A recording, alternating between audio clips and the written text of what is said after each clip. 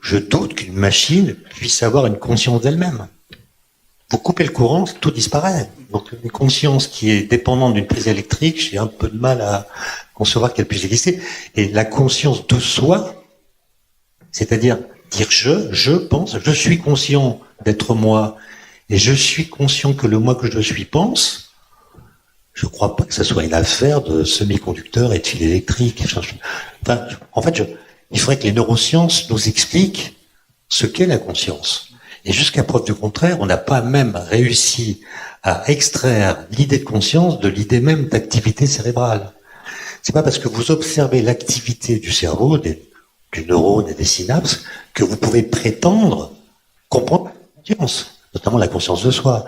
Autrement dit, la question est-ce que la vie, la conscience, bénéficie ou pas d'une extraterritorialité par rapport au substrat matériel dont elles sont issues, ou qui les portent?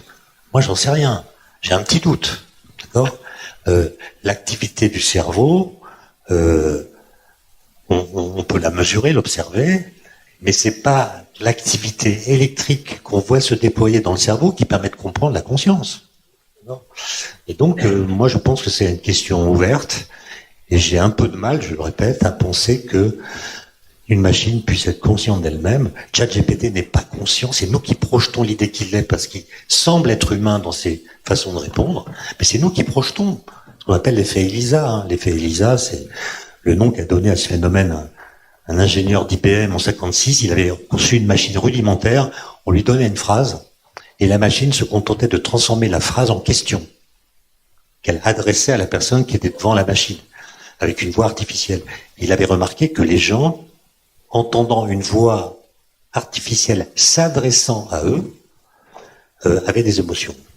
Comme si c'était une véritable personne qui leur parlait. Voilà. C'est ça l'effet ELISA, c'est une projection, et sans doute que les machines vont pouvoir manifester de l'empathie et même nous faire du bien, mais elles n'auront pas d'empathie. Mais on aura l'impression que, effectivement, dans mon labo, on travaille sur un projet éthique. Il y a des machines qui peuvent en effet détecter, en observant dans une salle, les émotions des gens, avec une efficacité, une précision plus grande que les humains. Et donc, il y a des gens qui disent, est-ce qu'on a le droit d'utiliser ça dans une entreprise pour voir si les gens se sentent bien, pour voir s'il n'y a pas de discrimination? Est-ce que les deux gens doivent être au courant d'observer ou pas? Enfin, c'est des questions éthiques quasiment impossibles à résoudre, hein, parce qu'elles dépendent de systèmes de valeurs qui ne sont pas les mêmes partout.